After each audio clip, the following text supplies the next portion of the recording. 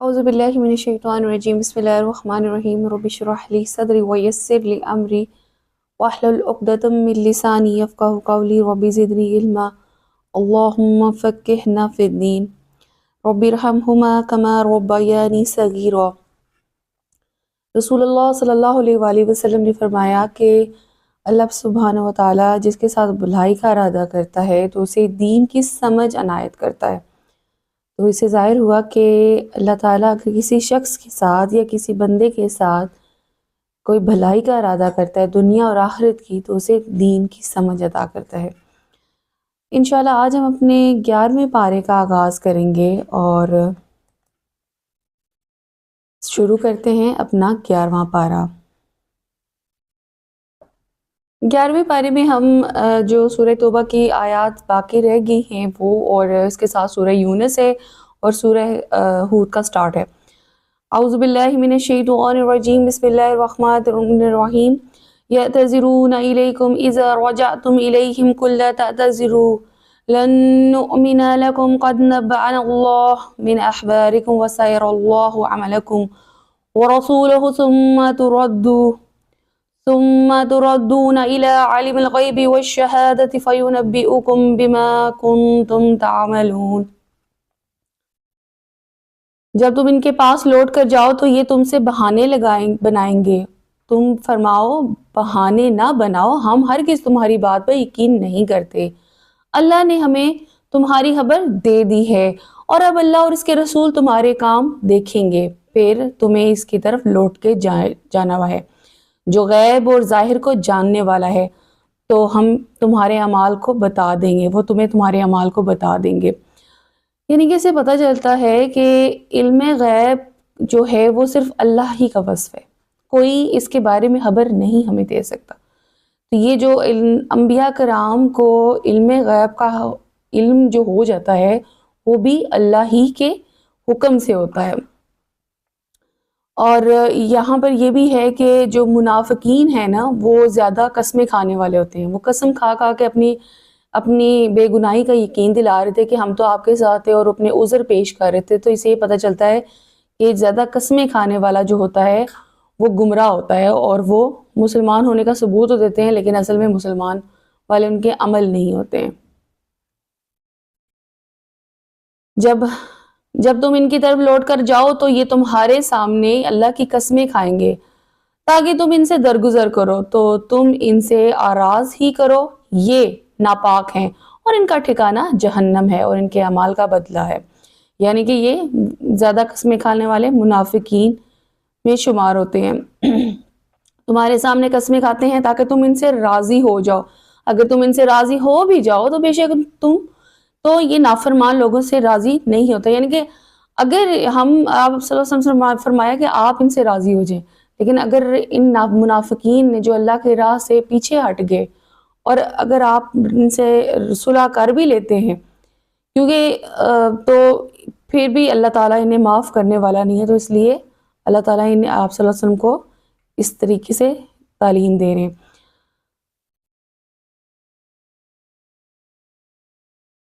دیہاتی منافق کفر اور منافقت میں سب سے زیادہ ہیں اور اس قابل ہیں کہ ان کے احکامات سے جاہل رہیں، اور اللہ نے اپنے رسول پر نازل فرمائے ہیں اور اللہ علم اور حکمت والا ہے۔ یہاں پر جو دیہاتی منافق کا نام لے کر بتایا گیا ہے کہ دیہات کے جو رہنے والے لوگ ہیں اگر وہ منافقت میں پڑ گئے ہیں تو وہ شہری لوگوں سے کی نسبت کچھ زیادہ ہیں، وہ اس وجہ سے کہ دیہاتوں میں جو ہے وہ لوگوں میں مجلس اور علماء کی صحبت سے دور ہوتے ہیں، تو یہ لوگ اس حساب سے قرآن و حدیث میں مطلب ان کو نہیں سمجھتے ہیں، تو اللہ نے ان کو ان کی نسبت جو شہروں میں رہتے ہیں منافقت کی حد میں سے گزرنے والے زیادہ قرار دیا ہے۔ اور کچھ لوگ دیہاتی وہ ہیں کہ وہ جو کچھ اللہ کی راہ میں خرچ کرتے ہیں اسے تاوان سمجھتے ہیں اور تم پر گردشیں آنے کی انتظار میں رہتے ہیں، بری گردش انہی پر ہے اور اللہ سننے والا جاننے والا ہے۔ اور کچھ گاؤں والے وہ ہیں جو اللہ اور قیامت پر ایمان رکھتے ہیں اور جو خرچ کرتے ہیں اسے اللہ کے ہاں کے نزدیک اور رسولوں کے دعاؤں کا ذریعہ سمجھتے ہیں۔ سن لو، بے شک وہ ان کے لیے اللہ کیا قرب کا ذریعہ ہے، ان قریب اللہ انہیں اپنی رحمت میں داخل فرمائے گا، اور بے شک اللہ بخشنے والا مہربان ہے۔ اور بے شک مسلمان انصار میں سے سابقین اولین اور دوسرے وہ جو بھلائی کے ساتھ ان کی پیروی کرنے والے ہیں، ان سب سے اللہ راضی ہو، اور یہ کہ اللہ سے راضی ہوں، اور اس نے ان کے لیے باغات تیار کر رکھے ہیں جن کے نیچے نہریں بہہ رہی ہیں، وہ ہمیشہ ہمیشہ ان میں رہیں گے، یہی بڑی کامیابی ہے۔ دیکھیں یہاں پر ایک چیز جو کہ ہمیں معلوم ہوتی ہے کہ اللہ کی رضا کے عمل کرنے سے اللہ اس عمل کو ضائع نہیں کرتا۔ یہاں پر ایک اور بات واضح ہو جاتی ہے کہ اللہ تعالیٰ فرماتا ہے کہ نیکی کرنے پر اس سے کئی گنا زیادہ ثواب، اور گناہ اس وقت تک نہیں لکھا جاتا جب تک وہ سرزد نہیں۔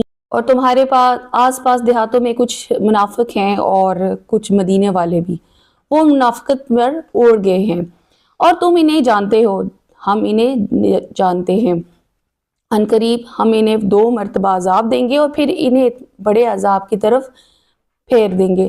یعنی کہ اس سے ظاہر یہ ہوتا ہے کہ کسی جگہ جو کہ خاص جگہ ہو، وہاں پر جو بھی کچھ لوگ ایسے بھی ہوتے ہیں کہ جو منافقین ہوتے ہیں۔ اب جگہ کی وجہ سے یہ نہیں کہا جا سکتا کہ یہاں پر ہی اچھے لوگ رہتے ہیں اور یہاں پر ہی برے لوگ رہتے ہیں، ہر جگہ اچھے اور برے موجود ہوتے ہیں۔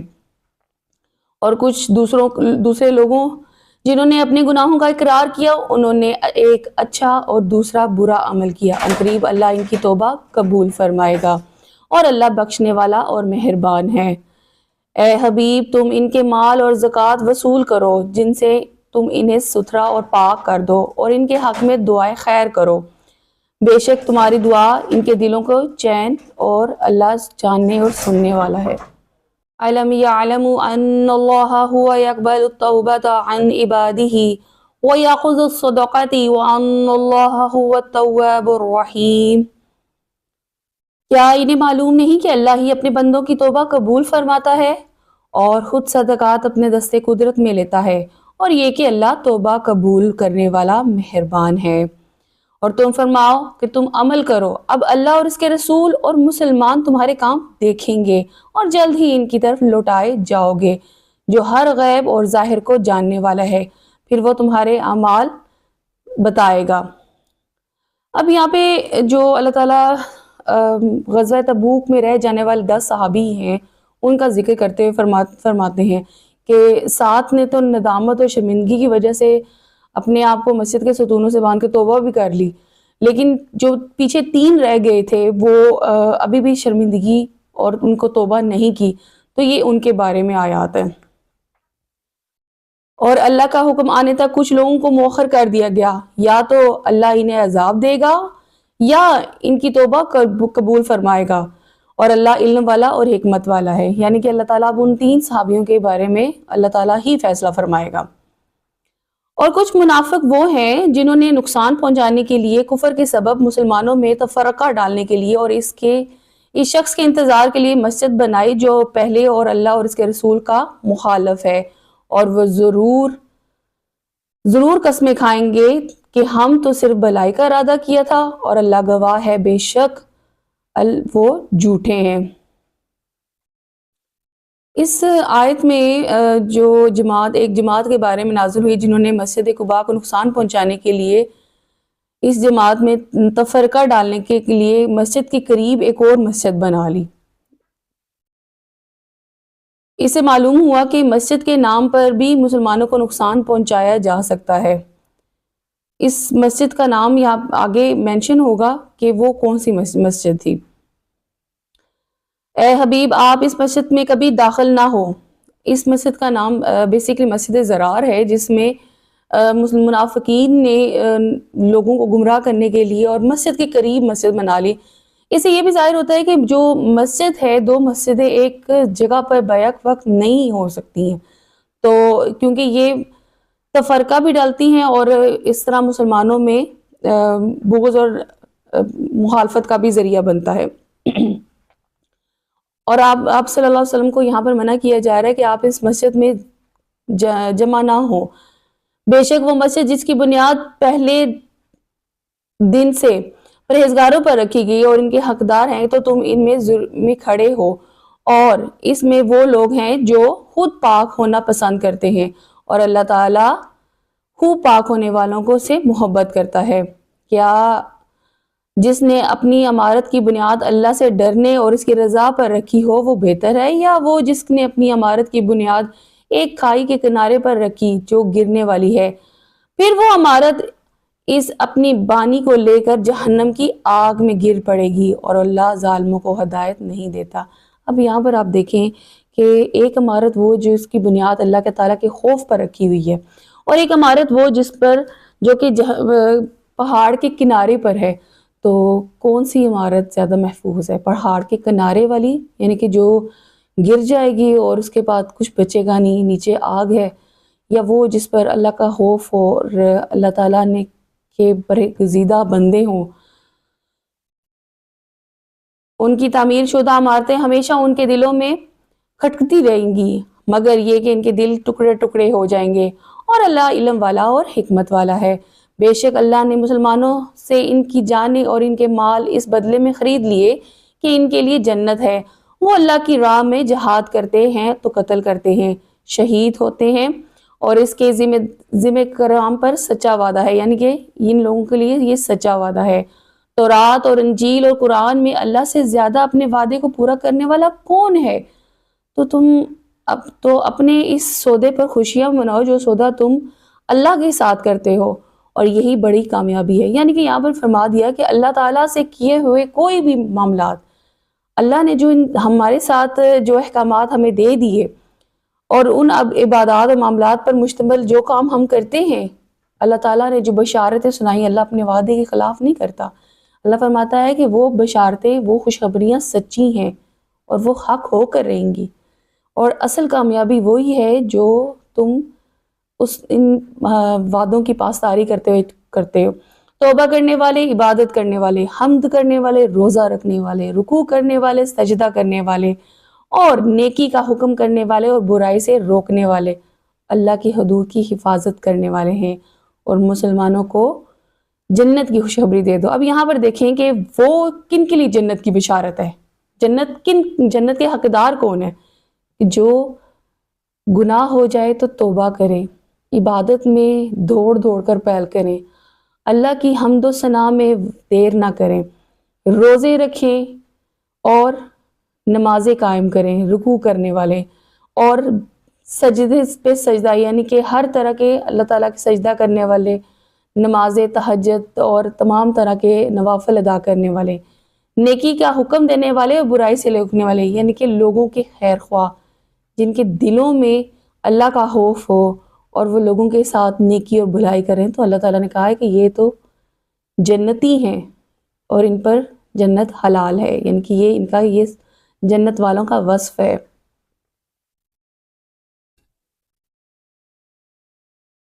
मा कान अलन नबिय्यि वल्लज़ीना आमनु अन यस्तगफिरू लिल मुशरिकीन वलौ कानू उली कुर्बा मिन बअदि मा तबय्यन लकुम अन्नहुम अस्हाबुल जहीम।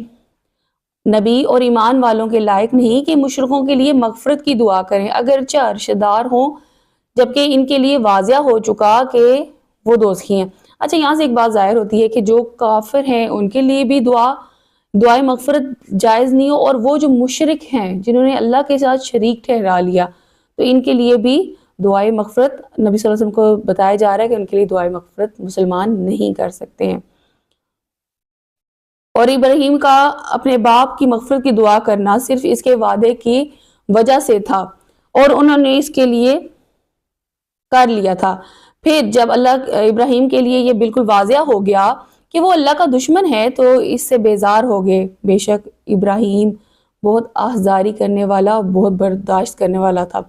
यानी कि यहाँ से पता चला कि इब्राहीम अलैहिस्सलाम ने भी अपने वालिद आज़र के लिए दुआ फरमाई, लेकिन अल्लाह ताला ने बताया कि काफिरों या मुशरिकों के हक में की मगफिरत की दुआ काबिल कबूल नहीं है, और आप इसके बारे में दुआ ना करें। नबी सल्लल्लाहु अलैहि वसल्लम को भी यही तालीम दी गई है।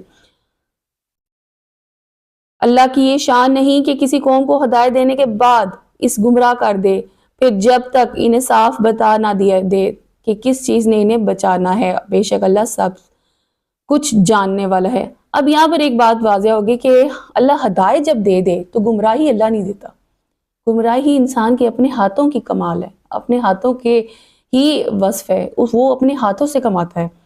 تو جو یہ کہیں کہ اللہ چاہتا تو ہمیں ہدایت پہ رکھتا، اللہ چاہتا تو ہمیں ہدایت ہی دیتا، اللہ نے چاہا تو تمہیں ہدایت ملی، اور جو ہدایت بھی انہی لوگوں کے لیے ہے جو چاہتے خود سے ہیں، جو خود یہ چاہتے ہیں کہ ہم اللہ کے جو قانون ہے اس کے مطابق چلیں، اور جو اللہ کے لیے پانا چاہتے ہیں، جن کے اندر تڑپ ہوتی ہے اللہ کو حاصل کرنے کی، اللہ سے ملنے کی۔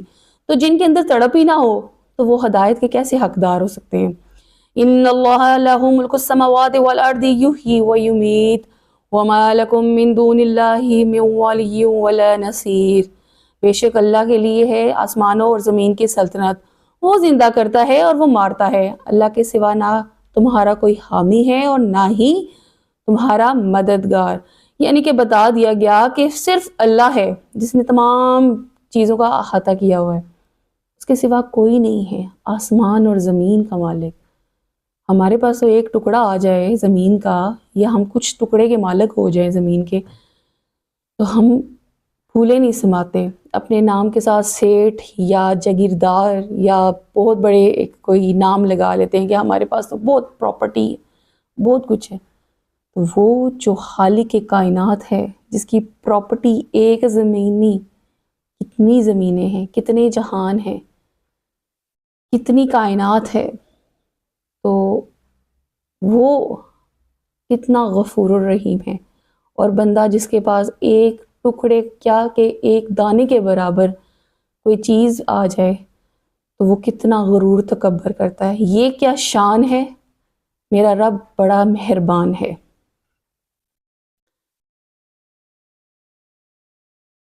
لَقَدْ تَابَ اللَّهُ عَلَى النَّبِيِّ وَالْمُهَاجِرِينَ وَالْأَنصَارِ الَّذِينَ اتَّبَعُوهُ فِي سَاعَةِ الْعُسْرَةِ مِن بَعْدِ مَا قَدْ يَزِيغُ قُلُوبُ فَرِيقٍ مِّنْهُمْ ثُمَّ تَابَ عَلَيْهِمْ إِنَّهُ بِهِمْ رَءُوفٌ رَحِيمٌ۔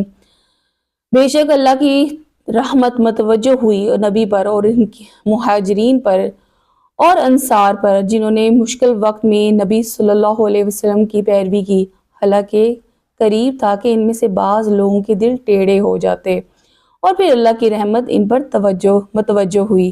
بے شک اللہ نہایت مہربان اور بڑا رحم کرنے والا ہے۔ یہاں پر نبی اکرم صلی اللہ علیہ وسلم جو ہیں وہ رحمت للعالمین ہیں، کہ تمام جہانوں پر رحمت بنا کے بھیجیں گے، آپ رحمت الہی ہیں۔ یوں متوجہ ہوئی کہ اللہ تعالیٰ نے آپ صلی اللہ علیہ وسلم کو معصوم ہونے کے باوجود بکثرت توبہ اور استغفار کی توفیق عطا فرمائی، جو آپ کی درجات کی بلندی اور مسلمانوں کے لیے تعلیم کا ذریعہ ہے۔ اور مہاجرین انصار پر یوں متوجہ ہوئے کہ بہت سے معاملات میں انہیں توبہ کی توفیق دی۔ یعنی کہ اس سے معلوم یہ ہوتا ہے کہ کثرت توبہ جو ہے اللہ تعالیٰ کے قرب کا ذریعہ ہے، اور آپ صلی اللہ علیہ وسلم کو بھی اس کی تعلیم دی گئی۔ اور ان تین پر بھی اللہ کی رحمت ہوئی جن کے معاملہ موقوف کر دیا گیا، یہاں تک کہ جب زمین اپنی وسعت کے باوجود ان کے اوپر تنگ ہو گئی اور اپنی جانوں سے تنگ آ گئے، اور انہیں یقین کر لیا کہ اللہ کی ناراضگی سے بچنے کے لیے اس کے سوا کوئی پناہ نہیں، تو اللہ ان کی توبہ قبول فرما لی تاکہ وہ تاب رہے۔ بے شک اللہ توبہ قبول کرنے والا اور مہربان ہے۔ اب یہاں پہ وہی صحابی جو تین رہ گئے تھے، جنہوں نے توبہ نہیں کی تھی، ان کا تذکرہ کیا جا رہا ہے۔ یا ایھا الذین آمنوا اتقوا اللہ وکونوا مع الصادقین، اے ایمان والو اللہ سے ڈرو اور سچوں کے ساتھ ہو جاؤ۔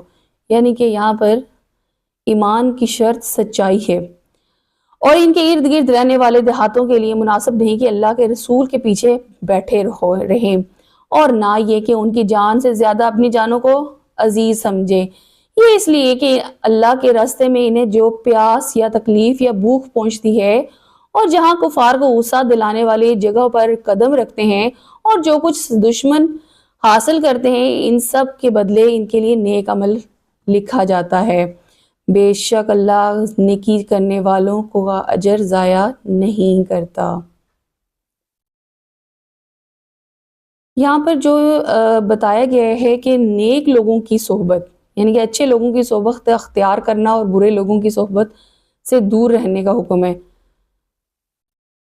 یعنی کہ اچھے جو عمل ہوتے ہیں وہ انسان میں ایک تو برائی کو وہ دور کرتے ہیں، گناہوں سے نجات کا ذریعہ ہے، اس کے ساتھ ساتھ کہ لوگوں میں بھی اللہ تعالیٰ ان کے لیے محبت اور ہمدردی پیدا کر دیتے ہیں، اور اللہ تعالیٰ کوئی بھی عمل یا کوئی بھی اجر ضائع نہیں کرنے والا۔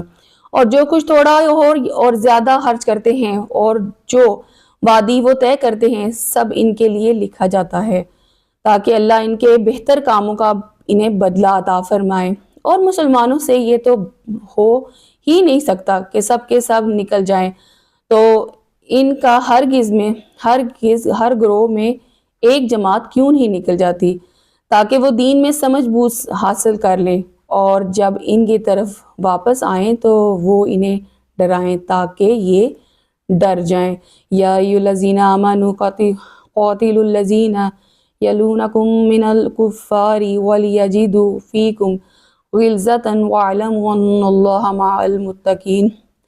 اے ایمان والو، ان کافروں سے جہاد کرو جو تمہارے قریب ہیں، وہ تم میں سختی پائیں، اور جان رکھو کہ اللہ پرہیزگاروں کے ساتھ ہے۔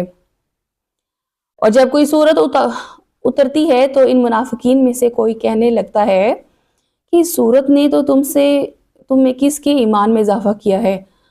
تو جو ایمان والے ہیں ان کے ایمان میں تو اس سے اضافہ کیا اور وہ خوشیاں منا رہے ہیں۔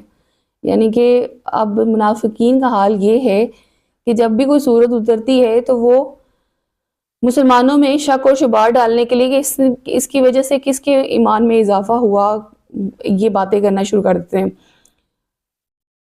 اور جن کے دلوں میں مرض ہے تو ان کی ناپاکی پر مزید ناپاکی کا اضافہ کر دیا اور کفر کی حالت میں مر گئے۔ یعنی کہ جن کے دل ایمان اور سے خالی ہو چکے ہیں، یعنی کہ منافق کی حد سے آگے بڑھ چکے ہیں، تو اللہ تعالیٰ ایسے دلوں کو اور گمراہ کرتا ہے، ہدایت نہیں بخشتا۔ اور یہ نہیں دیکھتے کہ انہیں ہر سال 1 یا 2 مرتبہ آزمایا جاتا ہے، پھر بھی نہ وہ توبہ کرنے والے ہیں نہ ہی نصیحت حاصل کرنے والے ہیں۔ یعنی کہ اسے معلوم ہوا کہ منافقین کی بھی آزمائش ہوتی ہے، لیکن پھر بھی اس کے باوجود جب وہ اپنے آپ کو مصیبت میں یا آزمائش میں دیکھ بھی لیتے ہیں لیکن وہ توبہ نہیں کرتے ہیں، اور جب کوئی صورت نازل کی جاتی ہے تو ایک دوسرے کی طرف دیکھنے لگتے ہیں، تمہیں کوئی دیکھ تو نہیں رہا، پھر پلٹ جاتے ہیں۔ اللہ نے ان کے دل پلٹ دیے ہیں کیونکہ یہ لوگ سمجھتے نہیں ہیں۔ بے شک تمہارے پاس تم میں سے وہ عظیم رسول تشریف لے آئے جن پر تمہاری مشقت میں پڑنا بہت بھاری گزرا، وہ تمہارے بھلائی کی نہایت چاہتے ہیں، ان کے بھلائی کی نہایت چاہتے ہیں، زیادہ بھلائی کرنا چاہتے ہیں، مسلمانوں پر بہت مہربان اور رحم کرنے والے ہیں۔ فَإِن تَوَلَّوْا قُلْ حَسْبِيَ اللَّهُ لَا إِلَٰهَ إِلَّا هُوَ عَلَيْهِ تَوَكَّلْتُ وَهُوَ رَبُّ الْعَرْشِ الْعَظِيمِ۔ جب پھر اگر وہ منہ پھیر جائیں تو تم فرماؤ کہ میرے لیے اللہ کافی ہے، اس کے سوا نہ کوئی معبود ہے، اور اس سے پر بھروسہ کیا اور وہ عرش عظیم کا مالک ہے۔ یہاں پر یہ آیت جو ہے آپ صلی اللہ علیہ وسلم کو کہ اللہ تعالیٰ جب منافقین کو ہدایت نہیں دیتا اور نہ ہی وہ اس سے حاصل کرنا چاہتے ہیں، ہدایت لینا چاہتے ہیں، تو اللہ تعالیٰ فرماتا ہے کہ آپ اس سے بری ذمہ ہے، آپ سے کوئی پوچھ گچھ نہیں ہوگی، اور وہ اللہ پر بھروسہ رکھتے ہیں اور اللہ ہی ان کے لیے کافی ہے۔ بسم اللہ الرحمن الرحیم۔ سورہ یونس۔ الف لام را تلک آیات الکتاب الحکیم اکان للناس عجبا ان اوحینا الى رجل منهم ان انذر الناس وبشر الذین آمنوا ان لهم قدم صدق عند ربهم قال الكافرون ان هذا ساحر مبین۔ سورہ یونس جو کہ جس کا مضمون جو ہے وہ دعوت اور تنبیہ ہے، اس کلام کے آغاز اس طرح ہوتا ہے کہ لوگ ایک دوسرے کے پیغام نبوت پیش کرنے پر حیرت ہیں، اور یعنی کہ اب لوگ حیران ہیں کہ نبی صلی اللہ علیہ وسلم جو کلام لے کر آئے ہیں وہ اسے مختلف ناموں سے یعنی کہ اسے سحر اور جادو کا کبھی الزام لگا رہے ہیں یا کبھی مجنون کا الزام لگا رہے ہیں، تو اللہ تعالیٰ یہاں پر جو بیسیکلی اس کے بارے میں بیان کرتے ہیں، اور دوسرا یہ کہ یہاں پر جو دو اور مضمون بیان کیے گئے ہیں، ایک یہ کہ تمام کائنات کا مالک، تمام حقیقتوں کا مالک اور تمام ہر چیز کا مالک اللہ سبحانہ و تعالیٰ ہے۔ اللہ تعالیٰ کی شان قدرت بیان کی گئی ہے کہ وہ تنہا ہی لائق پرستش ہے، وہ اس کے ساتھ کوئی بھی لائق پرستش نہیں ہے۔ دوسرا یہ کہ موجودہ زندگی جو ہمیں کے بعد جو دوسری زندگی سٹارٹ ہوگی، تو اس میں جو دوبارہ زندگی پیدا ہوگی، اس میں جو بنیادی سوالات ہوگے اس کے مطابق ہی جزا اور سزا کا فیصلہ ہوگا۔ تو جس کے عمل اچھے ہوں گے تو اس کے کبھی بھی عمل ضائع نہیں کیے جائیں گے، اور جن کے عمل ٹھیک نہیں ہوں گے تو ان کے لیے عذاب پر اس کے حساب سے فیصلہ کیا جائے گا۔ شروع کرتے ہیں۔ الف لام را، حروف مقطعات، یہ حکمت والی کتاب کی آیتیں ہیں، یعنی کہ وہ کتاب جو ہدایت بھی دیتی ہے اور حکمت بھی بتاتی ہے۔ کیا لوگوں کی اس بات پر تعجب ہے کہ ہم نے ان میں سے ایک مرد کی طرف وحی بھیجی، لوگوں کو ڈر سناؤ اور ایمان والوں کو خوشخبری سنا دو، اور ان کے لیے اس کے رب کے پاس سچ کا مقام ہے۔ کافروں نے کہا بے شک یہ تو کھلا جادو ہے۔ بے شک تمہارا رب اللہ ہے جس نے آسمان میں اور زمین کو 6 دن میں بنایا، پھر عرش پر استوا فرمایا جیسا کہ اس کی شان ہے۔ وہ کلام کی تدبیر فرماتا ہے اور اجازت کے بعد ہی کوئی سفارش ہو سکتی ہے۔ یہ اللہ تمہارا رب ہے اور تم اس کی عبادت کرو، تو کیا تم سمجھتے نہیں؟ یہاں پر دیکھیں کہ ایک تو یہ کہ اللہ تعالیٰ کی توحید بیان کی جا رہی ہے، اس میں زیادہ جو مضمون آئے گا وہ توحید کا ہوگا، اور وہ جو اس کی بنا پر اپنے عمل کو یا تو ضائع کر دیں گے تو یا پھر اللہ تعالیٰ کے احکامات کے مطابق گزاریں گے۔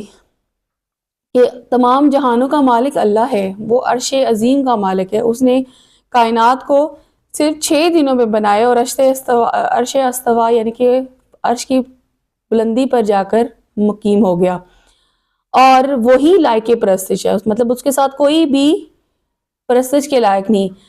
یہاں پہ جو پرستش جو بتوں کی تو پوجا کرتے تھے ان کی نفی کی جا رہی ہے۔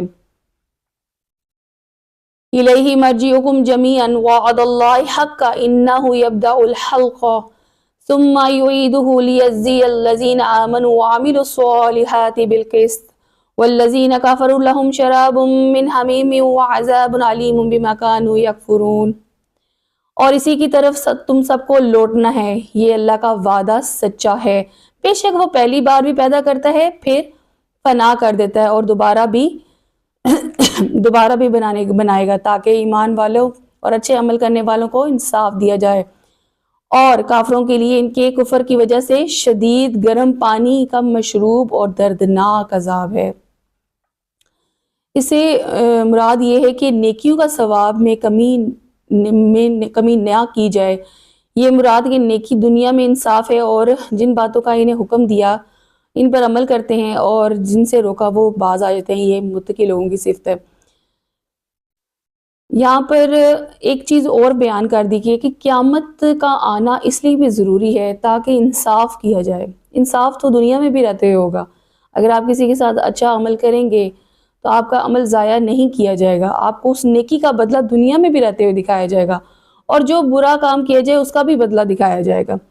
وہی ہے جس نے سورج کو روشنی اور چاند کو نور بنایا اور چاند کے لیے منزل مقرر کی تاکہ تم سالوں کی گنتی اور حساب جان لو۔ اللہ نے یہ سب کچھ حق کے ساتھ پیدا فرمایا، اور وہ علم والوں کے لیے تفصیل سے نشانیاں بیان کرتا ہے۔ یہاں پر ایک چیز کہ کائنات کا نظام کوئی بھی بے مقصد یا بے سود نہیں ہے، یعنی کہ چاند سورج ستارے اپنے مقرر حساب سے اپنے کام میں جو اللہ نے ان کو کام دیے ہیں اس پہ کام وہ کر رہے ہیں۔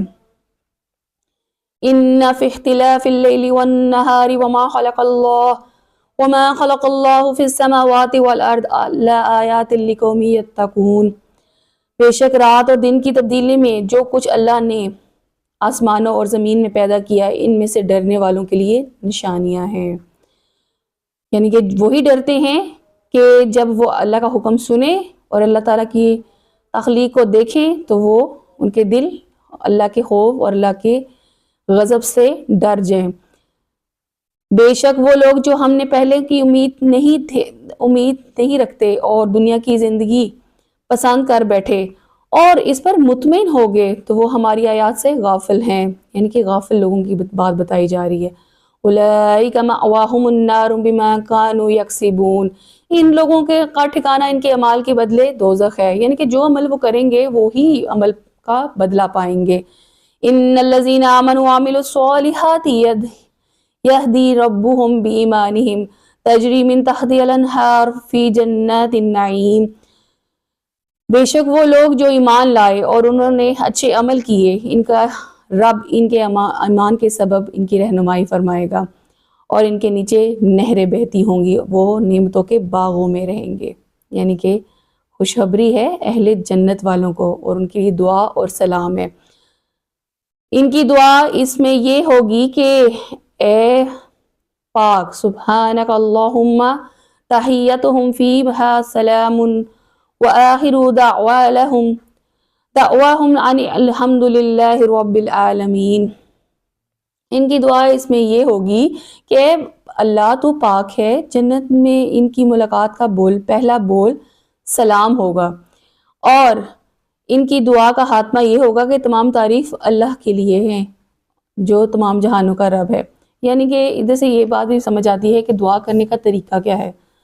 تمام تر تعریف اللہ کی ہے، تو جب ہم دعا کریں تو ان کی دعا کرنے کا طریقہ بھی ایک یہی ہے کہ پہلے حمد و ثنا بیان کریں، اور حمد و ثنا اسی ذات برحق کی جو لائق پرستش ہے، جو لائق تعریف کے لائق ہے۔ تو سب سے پہلے دعا کا طریقہ اور سلیقہ بھی یہ ہے کہ ہم دعا جب مانگیں تو سب سے پہلے اللہ کی حمد و ثنا مانگیں۔ اب اگر آپ کسی سے ملاقات کرنے جائیں تو آپ جاتے ساتھ اس کو اپنے مسئلے بتانا شروع کر دیں تو یہ بھی مینرز کے خلاف ہے۔ آپ جاتے ہیں سب سے پہلے سلام کرتے ہیں، ان کا حوال پوچھتے ہیں، ان کی اچھی باتیں کرتے ہیں، اس کے بعد جا کر اپنی کوئی بات بیان کرتے ہیں۔ تو وہ کائنات کا مالک جو لائق پرستش ہے، جو عزتوں کا مالک ہے، تو اس کے بارگاہ میں جب آپ جائیں تو اس کی پہلے حمد بیان کریں، پھر اس کی صفات بیان کریں، پھر اس سے بتائیں کہ میں تیرا حقیر بندہ ہوں اور تجھی سے مدد مانگتا ہوں، بے شک تو ہی میری مدد کرنے پر قدرت رکھتا ہے۔ اور اگر اللہ لوگوں پر عذاب اس طرح جلدی بھیج دیتا جس طرح وہ بلائی جلدی طلب کرتے ہیں تو ان کی مدد ان کی طرف پوری کر دی جاتی، اور جو لوگ تمہاری ملاقات کی امید نہیں رکھتے ہم انہیں ان کی سرکشی میں بھٹکتا ہوا چھوڑ دیں گے۔ آج یہاں یہ سے ایک اور بات ظاہر ہوتی ہے کہ اللہ کبھی بھی کسی بھی انسان پر نہ برائی جو وہ کرتا ہے اس کا وبال ایک دم سے ظاہر کرتا ہے، نہ ہی اچھائی کا تو نیکی کا صلہ دنیا میں بھی ملتا ہے اور آخرت میں بھی اس کے لیے ذخیرہ ہے، لیکن برائی پہ اگر پکڑ اللہ تعالیٰ جلدی نہیں کرتا، اگر کرتا تو آج روئے زمین پر کوئی بھی شاید انسان باقی نہ رہتا۔ اور جب آدمی کو تکلیف پہنچتی ہے تو لیٹے ہوئے، بیٹھے ہوئے اور کھڑے ہر حال میں ہم سے دعا کرتا ہے، پھر ہم اس کی دعا قبول کرتے ہیں اور اس کی تکلیف دور کر دیتے ہیں، تو یوں چل دیتا ہے گویا کہ کبھی کوئی تکلیف پہنچی ہی نہیں، ہمیں پکارا ہی نہیں۔ حد سے بڑھنے والوں کے لیے ان کے اعمال اس طرح خوشنما بنا دیے جائیں گے، یعنی کہ جب ان پر کوئی مصیبت آتی ہے تو اللہ کا نام لینا شروع کرتے ہیں، جب مصیبت دور ہو جاتی ہے تو وہ کہتے ہیں وہ ان کو جیسے کچھ کبھی اللہ نے سے طلب ہی نہیں کیا، یعنی کہ اس طرح منہ پھیر دیتے ہیں۔ یہ اہل منافق کی صفت ہے۔ بے شک ہم نے تم سے پہلی قوموں کو ہلاک کر دیا جب انہوں نے ظلم کیا، اور ان کے پاس ہمارے رسول روشن دلائل لے کر تشریف لائے اور وہ ایسے تھے ہی نہیں کہ ایمان لاتے۔ ہم یوں ہی مجرموں کو بدلہ دیتے ہیں، اور ہم نے ان کے بعد تمہیں زمین میں جانشین بنایا تاکہ ہم پہلے دیکھیں کہ تم کیسے کام کرتے ہو، یعنی کہ انسان کو زمین پر خلافت دی۔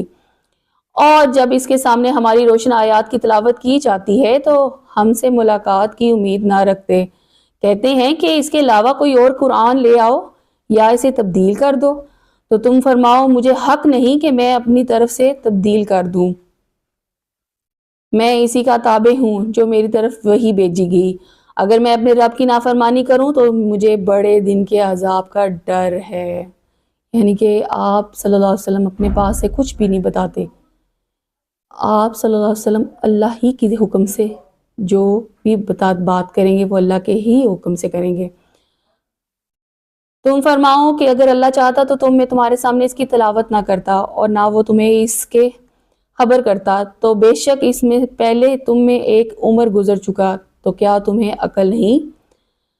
تو اس نے سے بڑھ کر ظالم کون ہوگا جو اللہ پر جھوٹ باندھے یا اس کی آیتوں کو جھٹلائے، بے شک مجرم فلاح پانے والے نہیں۔ یہ مشرک اللہ کے سوا ایسی چیزوں کی عبادت کرتے ہیں جو نہ انہیں نقصان دے سکتی ہیں اور نہ انہیں نفع دے سکتی ہیں، اور یہ کہتے ہیں کہ یہ بت اللہ کی بارگاہ میں ہمارے سفارشی ہیں۔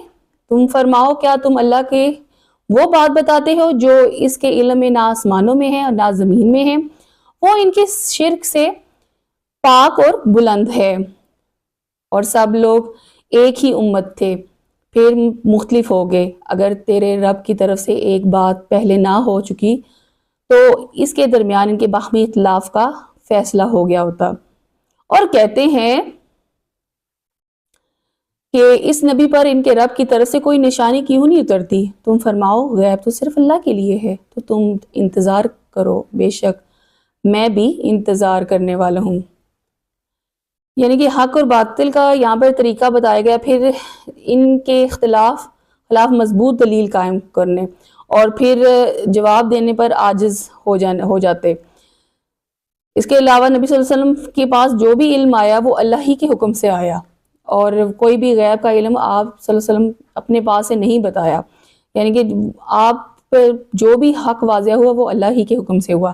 جب ہم لوگوں کو انہیں تکلیف پہنچانے کے بعد رحمت کا مزہ دیتے ہیں تو اس وقت ان کا کام ہماری آیات کے بارے میں سازش کرنا ہو جاتا ہے۔ تم فرماؤ اللہ سب سے جلد خفیہ تدبیر فرمانے والا ہے، بے شک ہمارے فرشتے تمہارے مکر و فریب کو لکھ رہے ہیں۔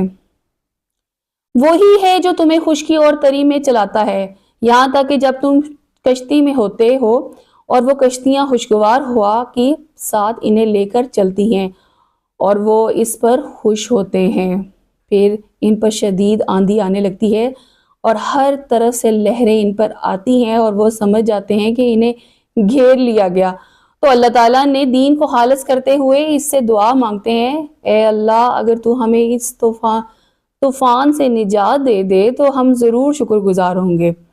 یعنی کہ مصیبت میں اللہ کو یاد کرنا، خوشحالی میں بھول جانا حقیقت میں کافروں کا ہی طریقہ ہے۔ افسوس یہ ہے کہ آج کل مسلمان بھی یہی کام کرتے ہیں، جب ان پر کوئی مصیبت آتی ہے تو وہ کہتے ہیں کہ اللہ تعالیٰ کے حضور سجدے بھی کرتے ہیں، نوافل بھی پڑھتے ہیں اور ہر طرح کا حق ادا کرنے کی کوشش کرتے ہیں، لیکن جو ہی مصیبت دور ہو جاتی ہے تو یا تو وہ کسی کے ساتھ اس کو ریلیٹ کر دیتے ہیں کہ فلاں ولی کے دربار میں ہم گئے تھے، فلاں بزرگ کے دربار میں ہم گئے تھے اور وہاں سے ہم نے فیض پایا، جبکہ حقیقت تو یہ ہے کہ سب کا سب اللہ ہی کی طرف سے ہے، کوئی اچھائی پہنچے وہ بھی اللہ کی طرف سے، کوئی برائی پہنچے وہ بھی اللہ کی طرف سے، اور مصیبت کا آنا تو اللہ کے ساتھ ایک قسم کی لنک کروانا ہے، تو جو لوگ سمجھ جائیں تو وہ جنتی، جو نہ سمجھے تو وہ اپنے آپ کو خود نار کی طرف لے کے جا رہے ہیں۔ پھر جب اللہ انہیں بچا لیتا ہے تو اس وقت وہ زمین میں ناحق زیادتیاں کرنے لگتے ہیں، اے لوگو تمہاری زیادتی صرف تمہارے ہی خلاف ہے، دنیا کی زندگی فائدہ اٹھا لو پھر تمہیں ہماری طرف لوٹنا اور اس وقت ہم تمہیں بتا دیں گے کہ کیا تم کرتے رہے ہو۔ یعنی کہ یہ دنیا جو محض چند دنوں کا ایک تماشا ہے، اور اس کے بعد انسان کی زندگی کے بعد اس نے وہی عمل لے کے جانے ہیں جو لوگ دنیا کو سمجھ بیٹھے ہیں نا کہ یہی زندگی ہے، اس کے بعد کوئی زندگی نہیں ہے، اور اس کے بعد ہم ایک زندگی ملی ہے اور اسی میں ہی فائدہ اٹھا لیں، تو اللہ تعالیٰ ان کے لیے فرماتا ہے کہ اس کے بعد جو عمل تم لے کر آؤ گے اس کے مطابق ہی بدلہ دیا جائے گا۔ دنیا کی زندگی کی مثال تو اس پانی جیسی ہے جسے ہم نے آسمان سے اتارا اور اس کے سبب زمین میں اگنے والی چیزیں گنی ہو کر نکلی، جن سے انسان اور جانور کھاتے ہیں، یہاں تک کہ زمین اپنی خوبصورتی پکڑ لے اور خوب آراستہ ہو گئی، اور اس کے مالک سمجھے اب وہ اس فصل پر قادر ہیں، تو رات یا دن کے وقت ہمارے حکم آیا تو ہم نے اسے ایسی کٹی ہوئی کھیتی کر دیا گویا وہ کل وہاں موجود ہی نہ تھی۔ اور ہم غور کرنے والوں کے لیے اس طرح تفصیل سے آیات بیان کرتے ہیں۔ اس آیت میں بہترین طریقے سے جو کہ بات بٹھائی جا رہی ہے دماغ میں یا دل میں کہ دنیاوی زندگانی امیدوں کا ایک سرسبز باغ ہے۔ اس میں عمر کھو کر جب آدمی اس مقام پر پہنچتا ہے کہ جہاں اس کی مراد حاصل ہونے کا اطمینان ہوتا ہے، یعنی کہ اس کو امید ہوتی ہے کہ اب اس کو وہ سب کچھ مل جائے گا جس کے لیے اس نے محنت کی ہے، اور وہ کامیابی کے نشے میں مست ہو جاتا ہے، تو اس کی موت آن پہنچتی ہے اور وہ تمام نعمتیں اور لذتوں سے محروم ہو جاتا ہے۔ یہاں پر واضح ہو جائے کہ انسان کی زندگی ایک دھوکھا ہے، یعنی کہ وہ اس وقت تک ہی ہے جب تک اس کی سانسیں اللہ تعالیٰ نے رکھی ہیں، لیکن جب وہ سمجھتا ہے نا کہ اب اس کی کامیابی کا ٹائم شروع ہو گیا ہے، اب یہ کھیت پک چکا ہے اور اب میں مزے اٹھاؤں گا، تو تب اللہ تعالیٰ کی پکڑ آ جاتی ہے۔ تو اس لیے دنیاوی زندگی پر بھروسہ کرنا اور اس کے مطابق اپنے آپ کو سرزد کرنا کہ ہاں اب یہی میری زندگی اور اب میں کامیاب ہو چکا ہوں، تو یہ انسان کی غلط فہمی ہے۔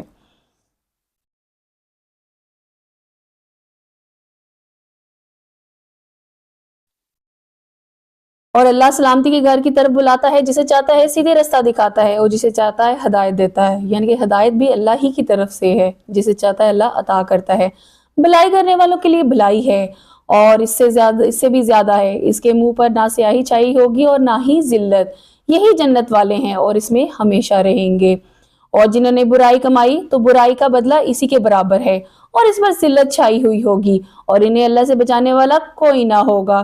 گویا کہ ان کے چہروں کو اندھیری رات کے ٹکڑوں سے ڈھانپ لیا جائے، وہی دوزخ والے ہیں اور ہمیشہ اس میں رہیں گے۔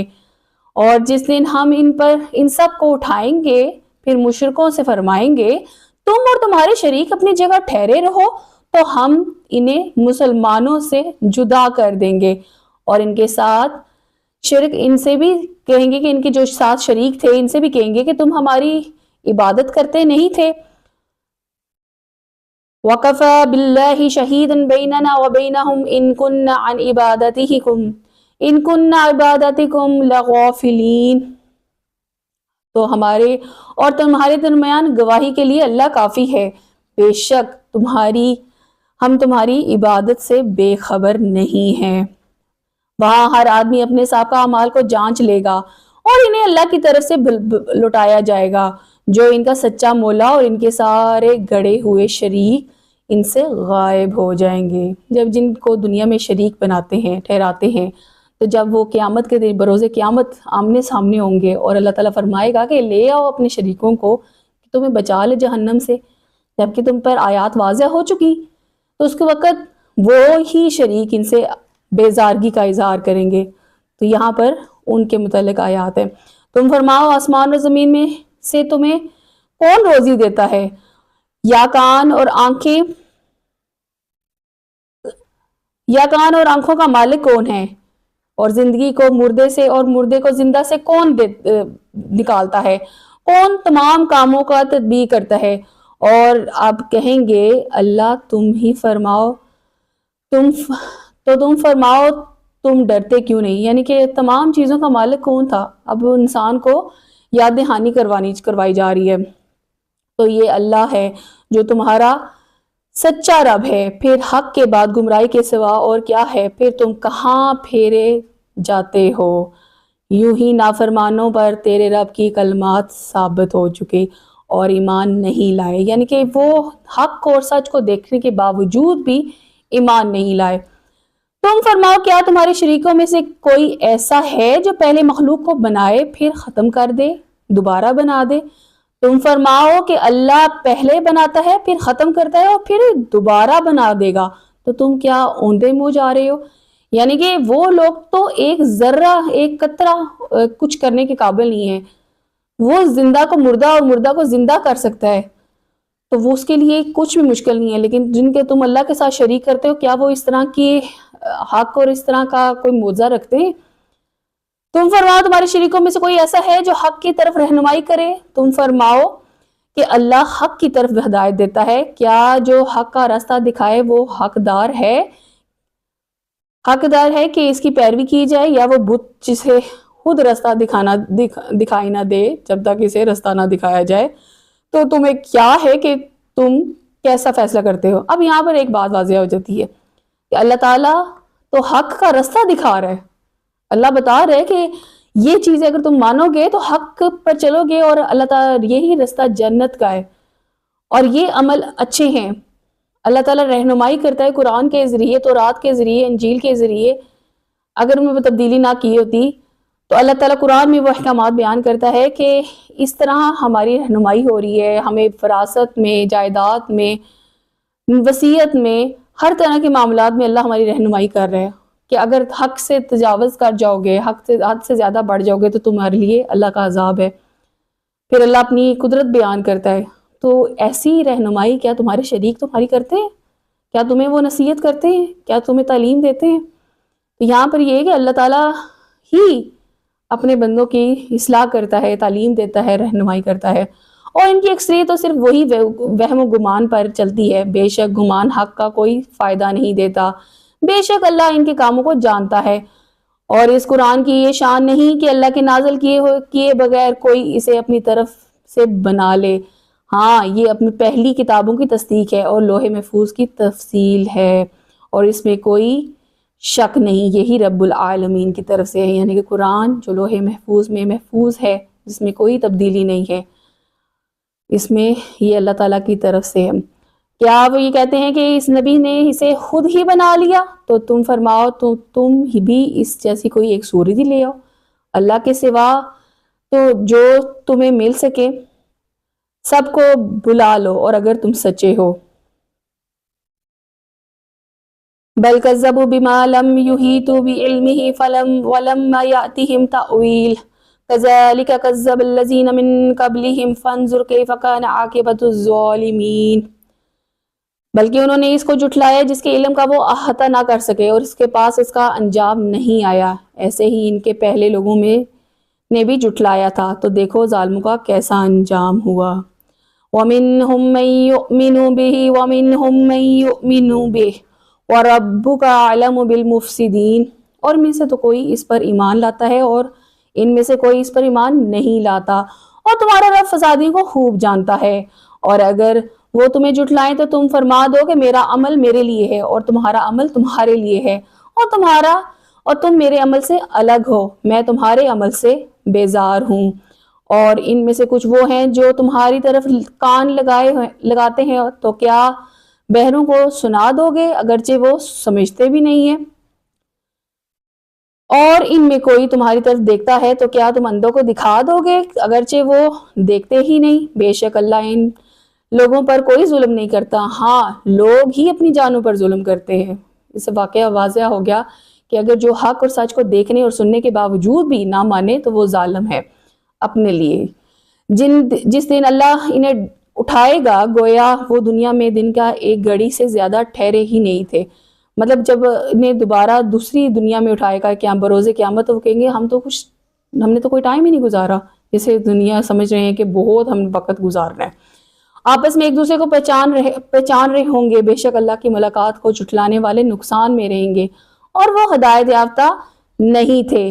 پھر تمہیں اس چیز کا کچھ حصہ دکھائیں گے جس کا ہم ان سے وعدہ کر رہے تھے، یا پھر تمہیں پہلے ہی اپنے پاس بلا لیں. بہرحال انہیں ہماری طرف سے لوٹ کر آنا ہے، پھر اللہ ان کے کاموں پر گواہ ہے.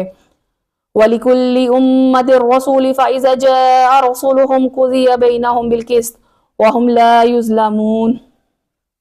اور ہر امت کے لیے ایک رسول ہوا، تو جب اس کا رسول ان کے پاس تشریف لاتا تو ان کے درمیان انصاف کے ساتھ فیصلہ کر دیتا، اور ان پر کوئی ظلم نہیں کیا جاتا. وَيَقُولُونَ مَتَىٰ هَٰذَا الْوَعْدُ إِن كُنتُمْ صَادِقِينَ. اور کہتے ہیں اگر تم سچے ہو تو یہ وعدہ کب آئے گا؟ تم فرماؤ میں اپنی جان کے لیے نقصان اور نفع کا اتنا ہی مالک ہوں جتنا اللہ چاہے. ہر گروہ کے لیے ایک مدت ہے، تو جب وہ مدت آ جائے گی تو وہ لوگ ایک گھڑی نہ تو اس سے پیچھے ہٹ سکیں گے اور نہ ہی آگے ہوں گے. تم فرماؤ بلا بتاؤ کہ اگر اس کا عذاب تم پر رات کو آئے یا دن کو، تو اس میں سے وہ کون سی چیز ہے جس کی مجرم جلدی مچا رہے ہیں؟ تو کیا وہ عذاب واقع ہو جائے گا اس وقت اللہ پر ایمان لائے؟ ان سے کہا جائے گا کہ اب تم ایمان لا رہے ہو، حالانکہ اس سے پہلے تم پر بڑی جلدی مچارتے. مطلب یہ ہے کہ جب موت کا وقت قریب ہو، عذاب کا وقت قریب ہو، تو اس وقت ایمان لانا آپ کا کوئی فائدہ نہیں دے گا. ثم قیل الذین ظلموا ذوقوا عذاب الخلد هل تجزون الا بما کنتم تکسبون. پھر ظالموں نے کب سے کہا جائے گا بے شک ہمیشہ کے عذاب کا مزہ چکھو، تمہیں تمہارے کمائے ہوئے اعمال کا ہی بدلہ دیا جائے گا. وَيَسْتَنبِئُونَكَ أَحَقٌّ هُوَ قُلْ إِي وَرَبِّي إِنَّهُ لَحَقٌّ وَمَا أَنْتُمْ بِمُعْجِزِينَ. اور تم سے پوچھتے ہیں کہ کیا وہ حق ہے؟ تم فرماؤ ہاں میرے رب کی قسم بے شک وہ ضرور حق ہے، اور تم اللہ کو عاجز نہیں کر سکو گے. اور زمین میں جو کچھ اگر ہر ظالم جان اس سب کا مالک ہو جائے تو وہ یقیناً اپنی جان چھڑانے کے معاوضے پر دے دے گا. اور وہ جب عذاب دیکھیں گے تو دل میں چپکے کے پشیمان ہوں گے، اور ان کے درمیان انصاف کے ساتھ فیصلہ کر دیا جائے گا اور ان پر ظلم نہیں کیا جائے گا. یعنی کہ عذاب دن سے بچنے کے لیے اس کا مال اور اس کی زندگی کی کوئی بھی چیز کا کام نہیں آئے گی سوائے عمل کے. الا ان للہ ما فی السماوات والارض الا ان وعد اللہ حق ولکن اکثرهم لا يعلمون. سن لو بے شک اللہ ہی کیا ہے جو کچھ آسمانوں میں ہے اور جو زمین میں ہے. سن لو بے شک اللہ کا وعدہ سچا ہے مگر ان میں سے کوئی نہیں جانتا. وہ زندہ کرتا ہے اور موت دیتا ہے اور اسی کی طرف تم لوٹائے جاؤ گے. اے لوگو تمہارے پاس تمہارے رب کی طرف سے نصیحت اور دل کی شفا، مومنوں کے لیے ہدایت اور رحمت آ گئی، یعنی کہ قرآن. قل بفضل اللہ برحمتہ فبذلک فلیفرحوا هو خیر مما یجمعون.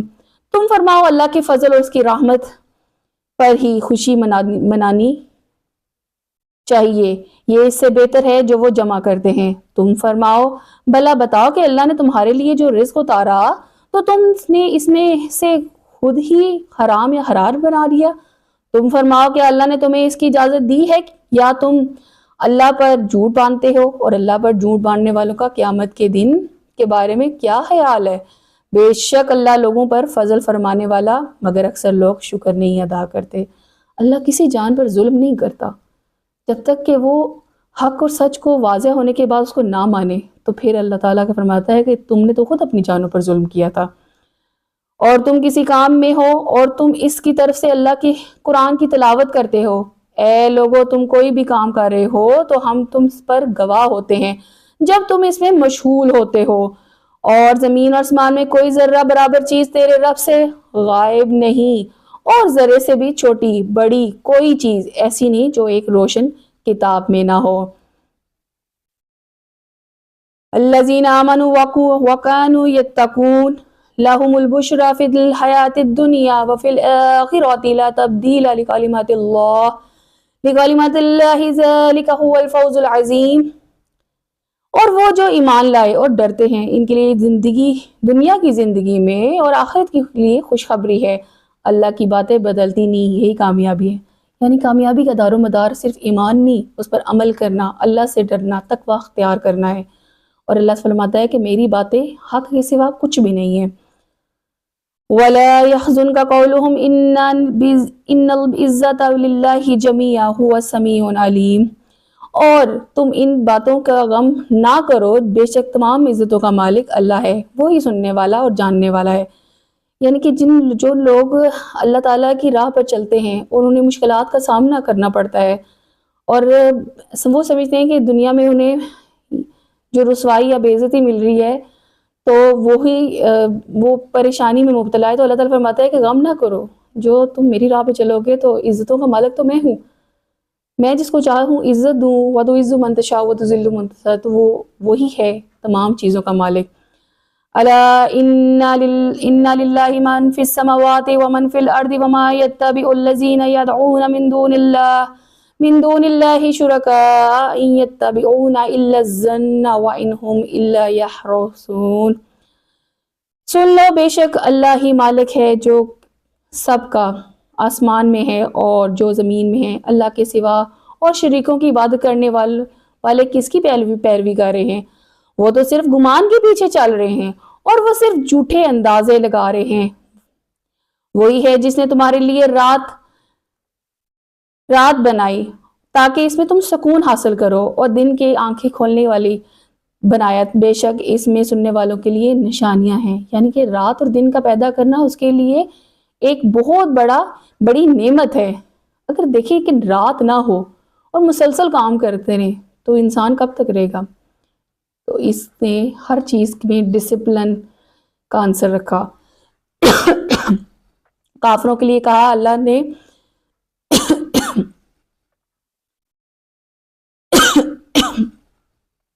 نے اپنے لیے اولاد بنا رکھی ہے، وہ پاک ہے، وہ بے نیاز ہے، جو کچھ آسمانوں میں ہے زمین میں ہے سب اسی کا ہے، تمہارے پاس اس کی کوئی بھی دلیل نہیں، کیا تم اللہ پر وہ بات کہتے ہو جس کا تمہیں علم نہیں؟ تم فرماؤ، بے شک اللہ پر جھوٹ باندھنے والے فلاح نہیں پائیں گے، دنیا میں تھوڑا سا فائدہ اٹھانا، پھر انہیں ہماری طرف واپس آنا ہے، پھر ہم انہیں ان کے کفر کے بدلے شدید عذاب کا مزہ چکھا دیں گے۔ یعنی کہ جو لوگ اللہ پر جھوٹ باندھتے ہیں تو وہ جو دنیا کی زندگی پہ اور اتفاق کر بیٹھے ہیں، تو اللہ تعالیٰ پھر ایسے لوگوں کو مزہ چکھانے پہ قدرت رکھتا ہے۔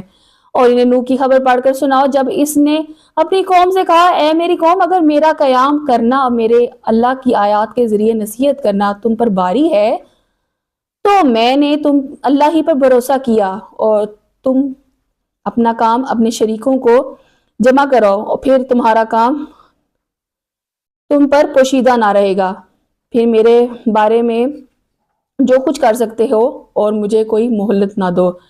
یعنی کہ حضرت نوح علیہ السلام نے بھی اپنے جو شریک نہ ماننے والے تھے ان سے یہ مکالمہ، پھر اگر تم منہ پھیرو تو میں تم سے کوئی معاوضہ نہیں مانگتا، میرا اجر تو اللہ کے ذمہ ہے، اور مجھے حکم دیا گیا ہے کہ میں مسلمان میں سے ہوں۔ یعنی کہ آپ اپنے اللہ کے حکم سے ہی جو کچھ پہنچا رہے تھے پہنچائیں، نہیں مانیں گے تو وہ اپنی جانوں پر ظلم کر رہے ہیں۔ تو انہوں نے نوح کو جھٹلایا اور ہم نے اسے اور کشتی میں اس کے ساتھ والوں کو نجات دی۔ یعنی کہ جو حضرت نوح علیہ السلام کے ساتھ کشتی پہ سوار ہو گئے، اللہ تعالیٰ نے ان کو بچا لیا اور انہیں ہم نے جانشین بنایا، اور انہوں نے ہماری آیات کی تکذیب کی، ہم نے انہیں غرق کر دیا جو جھٹلانے والے تھے، اور ان لوگوں کا کیسا انجام ہوا جنہیں ڈرایا گیا تھا۔ پھر اس کے بعد ہم نے ان کی قوموں کے طرف کئی اور رسول بھیجے تو وہ ان کے پاس روشن دلیلیں لائے، لیکن وہ کافر ایسے نہ تھے کہ اس پر ایمان لائے، جس سے پہلے جھٹلا چکے۔ ہم اس طرح سرکشوں کے دلوں پر مہر لگا دی۔ پھر اس کے بعد ہم نے موسیٰ علیہ السلام اور ہارون کو فرعون اور اس کے درباریوں کی طرف اپنی نشانیاں دے کر بھیجا، تو انہوں نے تکبر کیا اور مجرم لوگ تھے۔ تو جب ان کے پاس ہماری طرف سے حق آیا تو کہنے لگے، بے شک یہ کھلا جادو ہے۔ موسیٰ نے کہا، کیا تم حق کے بارے میں یہ کہتے ہو؟ وہ تمہارے پاس آیا، کیا یہ جادو ہے؟ جادوگر فلاح نہیں پاتے۔ انہوں نے کہا، آپ ہمارے پاس اس لیے آئے ہیں تاکہ ہمیں اس دین کے سے پھیر دیں جس پر ہم اپنے باپ دادا کو پایا، زمین میں تم دونوں کی بڑائی ہو جائے اور ہم تم پر ایمان لانے والے نہیں۔ وقال فرعون ائتونی بکل ساحر علیم، فرعون نے کہا، ہر علم والے جادوگر کو میرے پاس لے آؤ۔ اب کیونکہ اسے اپنا جو دربار تھا وہ ختم ہوتے نظر آ رہا تھا۔ پھر جب جادوگر آ گئے تو اس نے موسیٰ سے کہا، ڈال وہ جو تو ڈالنے والا ہے۔ پھر جب انہوں نے ڈال دیا تو موسیٰ علیہ السلام نے کہا، جو تم لائے ہو یہ جادو ہے، بے شک اب اللہ اسے باطل کر دے گا، اللہ فساد کرنے والوں کا کام نہیں سنوارتا، اللہ اپنے کلمات کے ذریعے حق کو حق کر دیتا ہے، اور اگرچہ مجرموں کو ناگوار گزرے۔ فرعون اور اس کے درباریوں کے خوف کی وجہ سے موسیٰ پر ان کے قوم میں چند لوگوں کے علاوہ کوئی ایمان نہ لایا، اس ڈر سے کہ فرعون انہیں تکلیف میں ڈال دے گا۔ بے شک فرعون زمین میں تکبر کرنے والا تھا اور بے شک وہ حد سے بڑھنے والا تھا، یعنی کہ تکبر کرنے والا فلاح نہیں پاتا۔ اور موسیٰ نے کہا اے میری قوم، اگر تم اللہ پر ایمان لائے ہو اور اگر تم مسلمان ہو تو اس پر بھروسہ کرو۔ وقالوا علی اللہ توکلنا ربنا لا تجعلنا فتنة للقوم الظالمین ونجینا برحمتک من القوم الکافرین۔ انہوں نے کہا ہم نے اللہ ہی پر بھروسہ کیا، اے ہمارے رب ہمیں ظالم لوگوں کے لیے آزمائش بنا دے اور اپنی رحمت فرما کر ہمیں کافروں سے نجات دے۔ اور ہم نے موسیٰ اور اس کے بھائی کو وحی بھیجی کہ مصر میں اپنی قوم کے لیے مکانات بناؤ اور اپنے گھر کو نماز کی جگہ بناؤ، نماز قائم رکھو اور مسلمانوں کو خوشخبری دے دو، یعنی کہ اللہ کی عبادت کرنے والے اور رکوع اور سجود کرنے والوں کے لیے بشارت ہے۔ اور موسیٰ نے عرض کی ہے میرے رب، تو نے فرعون اور اس کے سرداروں کو دنیا کی نمائش زندگی میں آسائش اور مال دیا، اے ہمارے رب تاکہ وہ تیرے رستے سے بھٹکا دیں، اے ہمارے رب ان کے مال برباد کر دے، ان کے دلوں کو سخت کر دے تاکہ وہ ایمان نہ لائیں جب تک دردناک عذاب نہ دیکھ لے۔ مال جو ہوتا ہے وہ ایک قسم کی غفلت کا سبب ہوتا ہے۔ آج فرعون نے جب ظاہر ہے اس کے پاس مال تھا اور طاقت تھی جو اس پر کی غفلت کی سبب بنی، اللہ نے فرمایا تم دونوں کی دعا قبول کر لی، بس تم ثابت قدم رہو اور نادانوں کے رستے پر نہ چلنا۔ ہم نے بنی اسرائیل کو دریا عبور کروا دیا اور فرعون اور اس کے لشکر کو سرکش کو جو کہ ظالم اور سرکش لوگ تھے ان کو غرق کر دیا۔ تو کہنے لگے اس بات پر ایمان لایا کہ اس کے سوا کوئی معبود نہیں جس پر بنی اسرائیل ایمان لائے اور میں مسلمان ہوں۔ اسے کہا گیا کیا اب تمہارے ایمان لاتے ہو حالانکہ اس سے پہلے نافرمان رہا اور فساد پائے۔ جب فرعون نے دیکھا کہ اب وہ غرق ہو جائے گا تو وہ ایمان لایا اس ٹائم پہ جس وقت وہ غرق ہونے لگا تھا، تو اس وقت اس کا ایمان لانا کوئی فائدہ نہ دیا۔ آج ہم تمہاری لاش کو بچائیں گے تاکہ اپنے بعد کے لیے نشانی بن جائے اور بے شک ہماری نشانیوں سے ضرور غافل ہو۔ یہ آیت اس کی مثال فرعون میں مصر کی ممی کی صورت میں فرعون کی لاش موجود ہے مصر میں، کہ آج قرآن پاک کے تمہاری جو نشانی ہے وہ عبرت کے طور پہ رہتی دنیا تک قائم رہے گی، اور اس کی مثال اس وقت موجود ہے۔ اور بے شک ہم نے بنی اسرائیل کو عزت کی جگہ دی اور انہیں پاکیزہ رزق عطا کیا تو وہ اختلاف میں نہ پڑیں، مگر علم آنے کے بعد بے شک تمہارے رب قیامت کے دن ان میں اس بات کا فیصلہ کر دے گا جس میں وہ جھگڑا کرتے تھے لیکن انہوں نے ناشکری کی۔ تو اے سننے والے اگر تجھے اس میں کوئی شک ہو تو ہم نے تیری طرف اتارا تو ان سے پوچھ لو جو تجھ سے پہلے کتاب پڑھنے والے ہیں، بے شک تیرے پاس تیرے رب کی طرف سے حق آیا تو ہرگز شک والوں میں نہ ہونا اور ہرگز ان میں نہ ہونا جنہوں نے اللہ کی آیات کو جھٹلایا، اور نہ نقصان اٹھانے والوں میں سے ہو جا۔ بے شک جن لوگوں نے تیرے رب کے ساتھ بات پکی ہو چکی، یعنی کہ بات کو پکی ہوگی اور وہ ایمان نہیں لائے، اگرچہ ان کے پاس ہر نشانی آ جائے جب تک وہ دردناک عذاب نہ دیکھ لیں، تو کیوں ایسا نہ ہوا کہ کوئی قوم ایمان لے آتی تاکہ ان کا ایمان اسے نفع دیتا، لیکن یونس کی قوم جب ایمان لائی تو ہم نے ان سے دنیا کی زندگی میں رسوا کا عذاب ہٹا دیا اور ایک وقت تک انہیں فائدہ اٹھایا۔ اگر تمہارا رب چاہتا تو جتنے لوگ زمین میں ہیں سب کے سب کو ایمان لے آتے، تو کیا تم لوگوں کو مجبور کرو گے یہاں تک کہ مسلمان ہو جائیں؟ وَمَنْ كَانَ لِنَفْسٍ أَن تُؤْمِنَ إِلَّا بِاللَّهِ وَيَجْعَلُ الرِّجْسَ عَلَى الَّذِينَ لَا يَعْقِلُونَ۔ اور جان لو اور کسی جان کو قدرت نہیں کہ وہ اللہ کے حکم کے بغیر ایمان لے آئے، اور اللہ ان لوگوں پر عذاب ڈالتا ہے جو سمجھتے نہیں ہیں۔ تم فرماؤ تم دیکھو کہ آسمان اور زمین میں کیا کیا نشانیاں ہیں، نشانیاں اور رسول ان لوگوں کو کوئی فائدہ نہیں دیتے جو ایمان نہیں لاتے، یعنی کہ وہ حق اور سچ کو دیکھ کر بھی اور انبیاء کرام کے حق کو دیکھنے کے باوجود بھی ایمان نہیں لاتے۔